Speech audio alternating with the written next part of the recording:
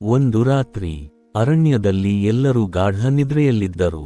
ಶ್ರೀರಾಮ ಮತ್ತು ಸೀತಾಮಾತೆ ವಿಶ್ರಾಂತಿ ಪಡೆಯುತ್ತಿದ್ದರು. ಆದರೆ ಒಬ್ಬ ಮಾತ್ರ ಎಚ್ಚರವಾಗಿದ್ದ. ಅವನೇ ಲಕ್ಷ್ಮಣ. ಕೈಯಲ್ಲಿ ಬಿಲ್ಲು ಹಿಡಿದು ರಾಮ ಮತ್ತು ಸೀತೆಯ ಗುಡಿಸಲಿನ ಮುಂದೆ ಲಕ್ಷ್ಮಣನು ಕಾವಲು ಕಾಯುತ್ತಿದ್ದ. ರಾತ್ರಿ ಕಳೆದುಹೋಯಿತು. ಬೆಳಗಾಯಿತು. ಮತ್ತೊಂದು ರಾತ್ರಿ ಬಂತು. ಹೀಗೆ ದಿನಗಳು, ತಿಂಗಳುಗಳು ಕಳೆಯುತ್ತಾ ಹೋದವು. ಆದರೂ ಲಕ್ಷ್ಮಣನ ಕಣ್ಣುಗಳಿಗೆ ನಿದ್ರೆ ಇರಲಿಲ್ಲ ಎಂದು ಜನಪ್ರಚಲಿತ ಕಥೆ ಹೇಳುತ್ತದೆ. ಒಂದು ರಾತ್ರಿ ಕಾಡಿನ ಮವನದ ನಡುವೆ ಲಕ್ಷ್ಮಣನ ಮುಂದೆ ಒಂದು ದಿವ್ಯ ರೂಪ ಪ್ರತ್ಯಕ್ಷವಾಯಿತು. ಅವಳು ನಿದ್ರಾದೇವಿ. ನಿದ್ರಾದೇವಿ ಲಕ್ಷ್ಮಣನನ್ನು ನೋಡಿ ಕೇಳಿದಳು, ಲಕ್ಷ್ಮಣ, ನಿದ್ರೆ ಎನ್ನುವುದು ಪ್ರಕೃತಿಯ ನಿಯಮ. ಎಲ್ಲ ಜೀವಿಗಳಿಗೂ ವಿಶ್ರಾಂತಿ ಬೇಕು. ನೀನು ನಿನ್ನ ನಿದ್ರೆಯನ್ನು ಏಕೆ ತ್ಯಜಿಸಲು ಬಯಸುತ್ತೀಯ? ಲಕ್ಷ್ಮಣನು ಕೈಮುಗಿದು ಉತ್ತರಿಸಿದನು, ಅಮ್ಮ, ನನ್ನ ಅಣ್ಣ ರಾಮ ಮತ್ತು ಸೀತಾಮಾತೆ ನನ್ನನ್ನು ನಂಬಿ ಈ ಅರಣ್ಯಕ್ಕೆ ಬಂದಿದ್ದಾರೆ. ಅವರು ವಿಶ್ರಾಂತಿ ಪಡೆಯುವಾಗ ನಾನು ಹೇಗೆ ನಿದ್ರೆ ಮಾಡಲಿ? ಅವರ ರಕ್ಷಣೆಯೇ ನನ್ನ ಕರ್ತವ್ಯ. ನಿದ್ರಾದೇವಿ ಅವನ ಭಕ್ತಿಯನ್ನು ನೋಡಿ ಸಂತೋಷಪಟ್ಟಳು. ಆದರೆ ಅವಳು ಹೇಳಿದಳು, ಲಕ್ಷ್ಮಣ, ನಿನ್ನ ಸಂಕಲ್ಪ ಮಹತ್ತರವಾದುದು. ಆದರೆ ನಿದ್ರೆಯನ್ನು ಸಂಪೂರ್ಣವಾಗಿ ತ್ಯಜಿಸುವುದು ಸುಲಭವಲ್ಲ. ನಿನ್ನ ನಿದ್ರೆಯ ಹೊಣೆಗಾರಿಕೆಯನ್ನು ಯಾರಾದರೂ ಸ್ವೀಕರಿಸಬೇಕು. ಲಕ್ಷ್ಮಣನು ಕ್ಷಣಕಾಲ ಯೋಚಿಸಿದನು. ಅವನ ಮನಸ್ಸಿಗೆ ಬಂದದ್ದು ಊರ್ಮಿಳೆ. ಅಯೋಧ್ಯೆಯಲ್ಲಿ ಉಳಿದಿದ್ದ ತನ್ನ ಪತ್ನಿ ಊರ್ಮಿಳೆ. ಲಕ್ಷ್ಮಣನು ತನ್ನ ಮನಸ್ಸಿನಲ್ಲಿ ಊರ್ಮಿಳೆಯನ್ನು ನೆನೆದನು. ನಿದ್ರಾದೇವಿ ಅಯೋಧ್ಯೆಗೆ ತೆರಳಿ ಊರ್ಮಿಳೆಯ ಮುಂದೆ ಪ್ರತ್ಯಕ್ಷಳಾದಳು ಎಂದು ಜನಪದ ಕಥೆ ಹೇಳುತ್ತದೆ.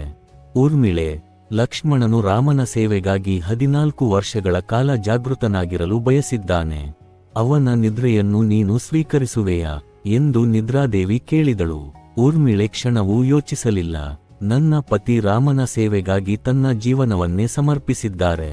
ಅವರ ಕರ್ತವ್ಯಕ್ಕೆ ನನ್ನಿಂದ ಸಾಧ್ಯವಾದ ಸಹಾಯವಿದ್ದರೆ ನಾನು ಅದನ್ನು ಸಂತೋಷದಿಂದ ಮಾಡುತ್ತೇನೆ ಎಂದು ಹೇಳಿದಳು. ಹೀಗೆ ಊರ್ಮಿಳೆ ಲಕ್ಷ್ಮಣನ ನಿದ್ರೆಯನ್ನು ಸ್ವೀಕರಿಸಿದಳು ಎಂಬುದು ಪ್ರಸಿದ್ಧವಾದ ಜನಪದ ಕಥೆ. ಅಂದಿನಿಂದ ಲಕ್ಷ್ಮಣನು ರಾಮನ ಸೇವೆಯಲ್ಲಿ ಸದಾ ಜಾಗೃತನಾಗಿದ್ದನೆಂದು ಕಥೆ ಹೇಳುತ್ತದೆ. ಅರಣ್ಯದಲ್ಲಿ ಅಪಾಯ ಬಂದಾಗ ಲಕ್ಷ್ಮಣನು ಎಚ್ಚರ. ರಾಕ್ಷಸರ ಭಯ ಎದುರಾದಾಗ ಲಕ್ಷ್ಮಣನು ಎಚ್ಚರ. ರಾಮ ಮತ್ತು ಸೀತೆಗೆ ರಕ್ಷಣೆ ಬೇಕಾದಾಗ ಲಕ್ಷ್ಮಣನು ಎಚ್ಚರ. ಹೀಗೆ 14 ವರ್ಷಗಳು ಕಳೆಯುತ್ತವೆ. ನಂತರ ಬರುತ್ತದೆ ಲಂಕೆಯ ಯುದ್ಧ. ಅಲ್ಲಿ ಲಕ್ಷ್ಮಣನು ರಾವಣನ ಅತ್ಯಂತ ಶಕ್ತಿಶಾಲಿ ಪುತ್ರ ಇಂದ್ರಜಿತ್ನನ್ನು ಎದುರಿಸುತ್ತಾನೆ. ಭೀಕರ ಯುದ್ಧ ನಡೆಯುತ್ತದೆ. ಕೊನೆಗೆ ಲಕ್ಷ್ಮಣನು ಇಂದ್ರಜಿತ್ನನ್ನು ಸಂಹರಿಸುತ್ತಾನೆ.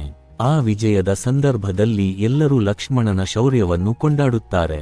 ಆದರೆ ಸ್ನೇಹಿತರೆ, ಆ ವಿಜಯದ ಹಿಂದೆ ಮತ್ತೊಬ್ಬಳ ಮೌನ ತ್ಯಾಗವಿತ್ತು. ಅದು ಊರ್ಮಿಳೆಯದು. ಈ ಕಥೆಯ ಅತ್ಯಂತ ಸುಂದರವಾದ ಭಾಗವೇ ಇದು. ಲಕ್ಷ್ಮಣನು ಯುದ್ಧಭೂಮಿಯಲ್ಲಿ ಹೋರಾಡುತ್ತಿದ್ದನು. ಊರ್ಮಿಳೆ ತನ್ನದೇ ರೀತಿಯಲ್ಲಿ ತ್ಯಾಗ ಮಾಡುತ್ತಿದ್ದಳು. ಒಬ್ಬನ ತ್ಯಾಗ ಜಗತ್ತಿಗೆ ಕಾಣಿಸಿತು, ಇನ್ನೊಬ್ಬಳ ತ್ಯಾಗ ಮೌನವಾಗಿಯೇ ಉಳಿಯಿತು. ಆದರೆ ಒಂದು ವಿಷಯ ಗಮನದಲ್ಲಿರಲಿ. ನಿದ್ರಾದೇವಿ ಮತ್ತು ಊರ್ಮಿಳೆಯ ಈ ಪ್ರಸಂಗವು ವಾಲ್ಮೀಕಿ ರಾಮಾಯಣದ ಮೂಲ ಪಠ್ಯದಲ್ಲಿ ನೇರವಾಗಿ ಕಾಣುವುದಿಲ್ಲ. ಇದು ನಂತರದ ಜನಪದ ಮತ್ತು ಪ್ರಾದೇಶಿಕ ರಾಮಾಯಣ ಪರಂಪರೆಯಲ್ಲಿ ಪ್ರಸಿದ್ಧವಾದ ಕಥೆ. ಆದರೂ ಈ ಕಥೆ ನಮಗೆ ಒಂದು ಅಮೂಲ್ಯ ಪಾಠವನ್ನು ನೀಡುತ್ತದೆ. ಒಬ್ಬರ ವಿಜಯದ ಹಿಂದೆ ಮತ್ತೊಬ್ಬರ ಮೌನ ತ್ಯಾಗ ಅಡಗಿರಬಹುದು. ಲಕ್ಷ್ಮಣನ ಕೈಯಲ್ಲಿ ಬಿಲ್ಲು ಇತ್ತು, ಆದರೆ ಅವನ ಕರ್ತವ್ಯದ ಹಿಂದೆ ಊರ್ಮಿಳೆಯ ಬೆಂಬಲವಿತ್ತು. ಇದೇ ಕಾರಣಕ್ಕೆ ಊರ್ಮಿಳೆಯ ಕಥೆ ರಾಮಾಯಣದ ಮರೆಯಾದ ಆದರೆ ಅತ್ಯಂತ ಭಾವನಾತ್ಮಕ ಕಥೆಗಳಲ್ಲಿ ಒಂದಾಗಿದೆ. ಇಂತಹ ಅಪರೂಪದ ಪೌರಾಣಿಕ ಕಥೆಗಳು ನಿಮಗೆ ಇಷ್ಟವಾದರೆ ನಮ್ಮ ಚಾನೆಲ್ ಅನ್ನು ಸಬ್ಸ್ಕ್ರೈಬ್ ಮಾಡಿ.